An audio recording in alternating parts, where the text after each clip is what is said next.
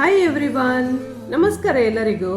ಇವತ್ತು ನಾವು ಮನೆಯಲ್ಲಿಯೇ ಗೀ ಹೇಗೆ ಪ್ರಿಪೇರ್ ಮಾಡೋದು ಅಂತೇಳಿ ನೋಡುವ. ನಾವು ಡೈಲಿ ಹಾಲು ಬಿಸಿ ಮಾಡ್ತೇವೆ ನೋಡಿ, ಆವಾಗ ಅದರದ್ದು ಕೆನೆಯನ್ನು ನಾವೊಂದು ಬಾಕ್ಸಲ್ಲಿ ತೆಗೆದಿಡಬೇಕು ನೋಡಿ. ನಾನು ಹೀಗೆ ಒಟ್ಟು ಮಾಡಿ ಇಟ್ಟಿದ್ದೇನೆ. ಈ ಜಸ್ಟ್ ಕೆನೆ ಮಾತ್ರ ತೆಗೆದು ಒಂದು ಬಾಕ್ಸಲ್ಲಿ ಹಾಕಿಡುವ, ಹಾಗೂ ಇದನ್ನು ಫ್ರೀಸರಲ್ಲಿ ಇಟ್ಟು ಬಿಡುವ. ಯಾವಾಗ ಇದು ಒಂದು ಬಾಕ್ಸ್ ಫುಲ್ ಆಗ್ತದೆ ಅಥವಾ ನಮಗೆ ಬಿಸಿ ಮಾಡಬೇಕಂತ ಅನಿಸ್ತದೆ, ಆವಾಗ ನಾವು ಇದನ್ನೊಂದು ಪಾತ್ರೆಗೆ ಟ್ರಾನ್ಸ್ಫರ್ ಮಾಡಿ ಇದನ್ನು ಬಿಸಿ ಮಾಡುವ. ಒಳ್ಳೆದು ಬಾಯ್ಲ್ ಬರಬೇಕು. ಒಂದು ಅಟ್ಲೀಸ್ಟ್ ಒಂದು 5 ಮಿನಿಟ್ಸ್ ಆದರೂ ಇದು ಬಾಯ್ಲ್ ಆಗಬೇಕು.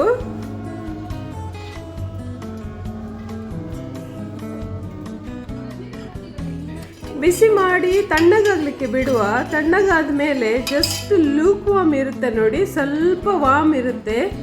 ಆವಾಗ ಇದಕ್ಕೆ ಸಾಧಾರಣ 3 ಟೇಬಲ್ ಸ್ಪೂನ್ ಅಷ್ಟು ಕರ್ಡನ್ನು ಸೇರಿಸುವ.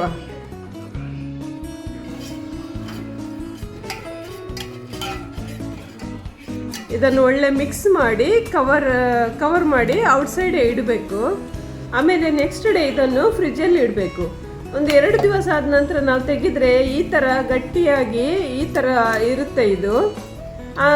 ಆಮೇಲೆ ಇದನ್ನು ನಾವು ಮಿಕ್ಸಿಯಲ್ಲಿ ಹಾಕಿ ಅದಕ್ಕೆ ಸ್ವಲ್ಪ ಕೋಲ್ಡ್ ನೀರು ಸೇರಿಸಿ 1-2 ನಿಮಿಷ ಮಿಕ್ಸಿ ರನ್ ಮಾಡಿದರೆ ಆವಾಗ ಬೆಣ್ಣೆ ಸಪ್ರೇಟಾಗಿ ಬರುತ್ತೆ ನೋಡಿ. ಹೀಗೆ ಬಟರ್ ಸಪ್ರೇಟಾಗಿ ಬರುತ್ತೆ.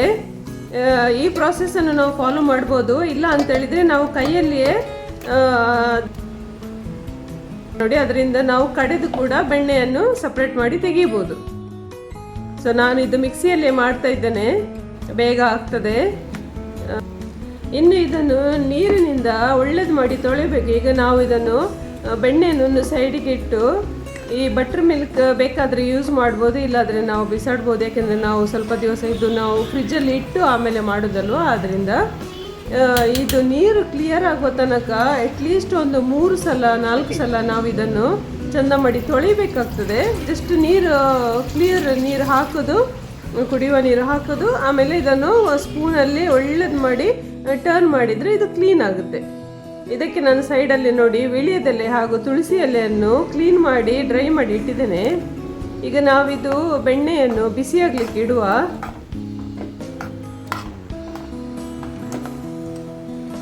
ಈ ವಿಳ್ಯದೆಲೆ ಹಾಗೂ ತುಳಸಿ ನಾನು ಇದಕ್ಕೆ ಯೂಸ್ ಮಾಡ್ತಿದ್ದೇನೆ. ಇದು ಬಿಸಿ ಆಗುವಾಗ ಈ ಬೆಣ್ಣೆಯಲ್ಲಿ ಇದನ್ನು ಹಾಕಿ ಇದು ಕೂಡ ನಾನು ಫ್ರೈ ಮಾಡ್ತೇನೆ.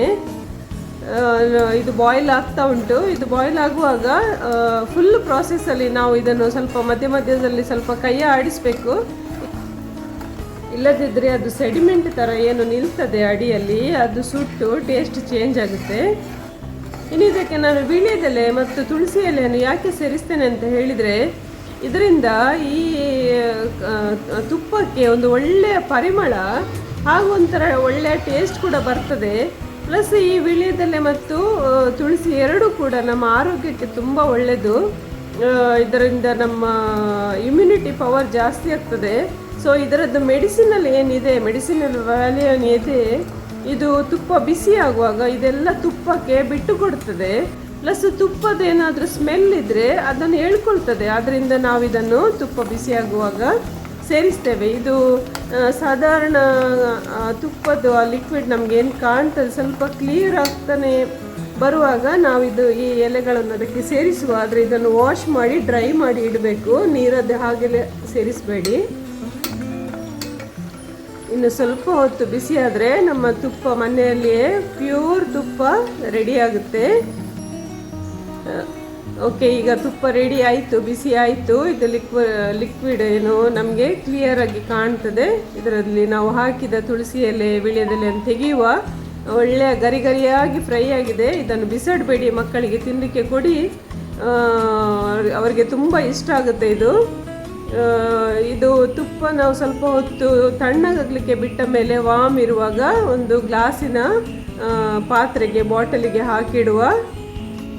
ನೋಡಿ, ಈಗ ಶುದ್ಧವಾದ ಪ್ಯೂರ್ ಗೀ ಮನೆಯಲ್ಲಿ ರೆಡಿಯಾಗಿದೆ. ತುಂಬ ಪರಿಮಳ ಬರ್ತಾ ಉಂಟು, ಮನೆ ಇಡೀ ಪರಿಮಳ ಬರ್ತಾ ಉಂಟು. ವಾವ್, ನೋಡಿ ಎಷ್ಟು ಚೆಂದ ಇದೆ, ನೋಡಲಿಕ್ಕೆ ಕೂಡ ತುಂಬ ಚೆಂದ ಇದೆ. ಈ ಇನ್ಫಾರ್ಮೇಷನ್ ನಿಮಗೆ ಇಷ್ಟ ಆದರೆ ಈ ವಿಡಿಯೋನ ಲೈಕ್ ಮಾಡಿ, ಚಾನಲನ್ನು ಸಬ್ಸ್ಕ್ರೈಬ್ ಮಾಡಿ. Thank you so much.